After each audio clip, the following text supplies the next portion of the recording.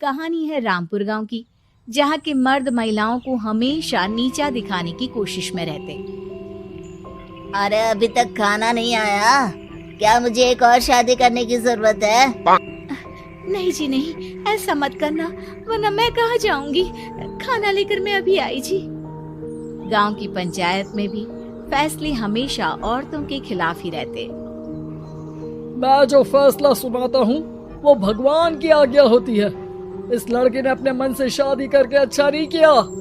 लड़के को घर भेज दो और इसकी शादी इसकी जाति की किसी लड़के से करवा दो, लेकिन ये लड़की, इसे तो गांव के बाहर निकाल दो।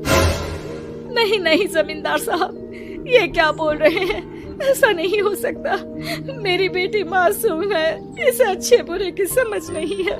अरे कहाँ जाएगी ये बेचारी? कहाँ जाएगी?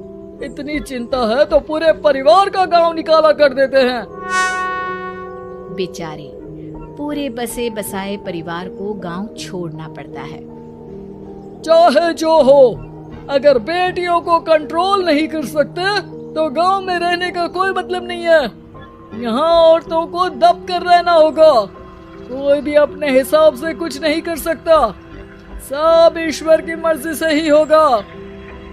तभी गांव का एक आदमी दौड़ा दौड़ा आता है।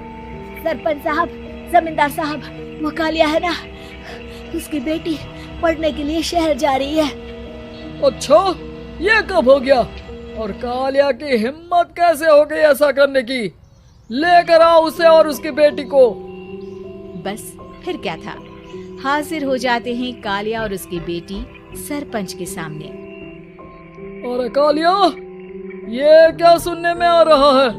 बेटी को इंजीनियर बना रहा है तू? और ये बता, गांव में तो स्कूल नहीं है, फिर कहां से इतनी क्लास पास कर गई तेरी बेटी?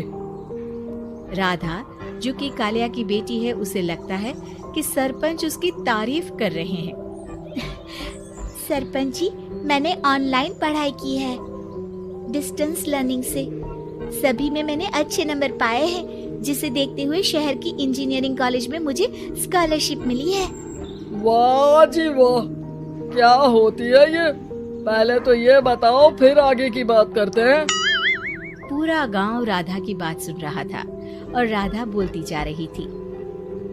तो ऐसे मैं फ्री में एक अच्छी शिक्षा लेकर गांव में जो कुछ परेशानियां हैं, जैसे बिजली, पानी और इंटरनेट जैसी समस्याओं के लिए काम करूंगी। मैं गांव को शहर से जोड़ने के लिए पुल का निर्माण करवाने का प्रस्ताव रखूंगी। मुझे पूरी उम्मीद है कि जल्द ही हमारा गांव भी तरक्की की राह पर चल पड़ेगा। राधा की बात सुनकर सारे गांव वाले ताली बजाने लगते हैं। सरपंच को समझ नहीं आता कि वो क्या करे। चुप रह नादान लड़की, गांव के खिलाफ जाने के लिए तुझे गांव से बेदखल कर दिया जाएगा, वो भी पूरे परिवार के साथ। और हाँ, अगर ठीक से गांव में रहना चाहती है तो ये पढ़ाई लिखाई छोड़ दे। हम तेरे लिए गांव का कोई होनहार लड़का देखेंगे। तभी गांव का एक आदमी बोल पड़ता है। अरे नहीं नहीं सरपंच जी, राधा बिटिया जो बता रही है, अगर वैसा हो जाए तो हम लोगों को पैसा कमाने के लिए बाहर नहीं जाना पड़ेगा।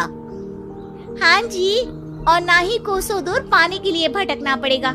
हमारे बच्चे भी अच्छी पढ़ाई कर सकेंगे और आगे बढ़ेंगे, ना कि हमारी तरह खेती करते बैठेंगे। क्यों गांव वालों, राधा बिटिया का साथ देना चाहिए ना।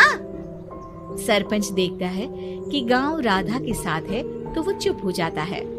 वो घर आकर अपने सलाहकार से बात करता है, जो बहुत ही चालाक किस्म का इंसान होता है। अरे सरपंच साहब, आपको बहुत ही होशियारी से काम लेना पड़ेगा। एक बार गांव तरक्की कर गया, यहाँ के बालक पढ़ लिए तो कोई ना पूछेगा आपको। और फिर ये जो बेटा और बेटी है ना आपके, इनको भी आम लोगों की तरह ही जीवन जीना होगा। हाँ, लेकिन करे तो क्या करे? वो ना आप मुझ पर छोड़ दीजिए, बस मैं जैसा बोलूं करते जाइए।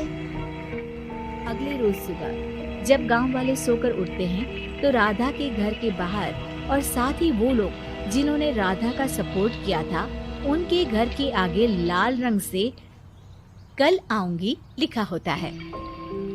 कल आऊंगी, ये क्या होता है? अरे यह तो खून से लिखा है, लगता है कोई भूत प्रेत या चुड़ैल का साया है। चलो सरपंच जी के पास चलते हैं। सभी सरपंच के पास जाकर उसे सारी बात बताते हैं।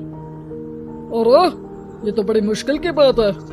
चलो मैं एक बाबा को जानता हूँ, उन्हें बुला लेता हूँ। सरपंच बाबा को लेकर गांव के घर के बाहर जाता है। ओहो, तो ये वो चुड़ैल है जो उन लोगों को निशाना बनाते हैं जो गांव को बदलने का सपना देखते हैं।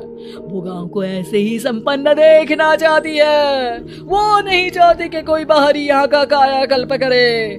क्या तुम लोगों में से किसी ने गांव को बदलने की सोच रखी है? तभी राधा की माँ रोते रोते आती है। मेरी राधा घर से गायब हो गई है।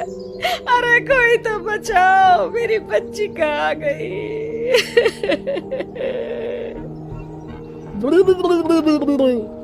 ले गई वो चुड़ैल, तेरी बच्ची को ले गई। अब वो उसे श्रापित करके छोड़ेगी, उस पर चुड़ैल का साया हो जाएगा। तभी बुरी सी हालत में राधा भी वहाँ आ जाती है। उसके बाल चुड़ैल की तरह फैले होते हैं और कपड़ों में खून लगा होता है। सभी राधा को देखकर डर जाते हैं। माँ, पता नहीं मुझे कौन उठा कर ले गया था। अरे दूर दूर हो जा चुड़ैल, अब हम लोग इस गांव में नहीं रुकेंगे। अरे कैसे बातें कर रहे हैं आप? कल तो आप मेरे भरोसे गांव का हुलिया बदलने, अपने बच्चों को पढ़ाने और तरक्की उन्नति की बात कर रहे थे, तो आज क्या हो गया आपको? ये फिर तुम लोगों को बहकाएगी। ये चुड़ैल गांव में आ चुकी है, ऐसे ही ये तुम्हारे घर के बच्चों को भी ले जाएगी। गांव वाले राधा को गांव से बाहर निकाल देते हैं। उसके माँ बाप रोते रहते हैं, लेकिन गांव वाले नहीं मानते। मैं भी अपनी बहन के साथ गांव के बाहर रहूंगा, लेकिन वो पढ़ाई नहीं छोड़ेगी। वहीं सरपंच के घर पर सलाहकार कहता है। देखा, सांप भी मर गया और लाठी भी नहीं टूटी। लेकिन अगले ही दिन सरपंच के घर के बाहर भी वही शब्द लिखे होते हैं। और फिर सरपंच की बीवी कहती है, हमारी बेटी को किसी ने अगवा कर लिया है। तभी राधा का भाई वहाँ आ जाता है। अरे गांव वालों, मैंने सरपंच जी की बेटी को देखा था। वो चुड़ैल उसे उठाकर ले जा रही थी। अरे क्या मजाक कर रहे हो? नहीं नहीं सरपंच जी, आप नहीं जानते। वो चुड़ैल अब आपकी बेटी में आ जाएगी, जैसे राधा के अंदर आ गई थी। तभी सरपंच की बेटी वैसी ही हालत में वहाँ आती है जैसे राधा आई थी। पापा, पता नहीं कैसे मैं गायब हो गई थी। चुड़ैल, इसके अंदर भी चुड़ैल का साया है, मारो इसे। अरे नहीं नहीं, इसे भी राधा के पास गांव के बाहर ही भेज दो। अरे चुप रहो, मेरी बेटी कहीं नहीं जाएगी और चुड़ैल बुड़ैल कुछ नहीं होता है। अरे कैसे बात कर रहे हो सरपंच जी? आप तो बोल रहे थे कि आपका फैसला भगवान का ज्ञान होता है, तो अपने पर बात आई तो अब आप ऐसे बोल रहे हैं। अरे ना ना ना, आपको अपनी बेटी को त्यागना ही होगा। अरे बुलाओ बाबा को।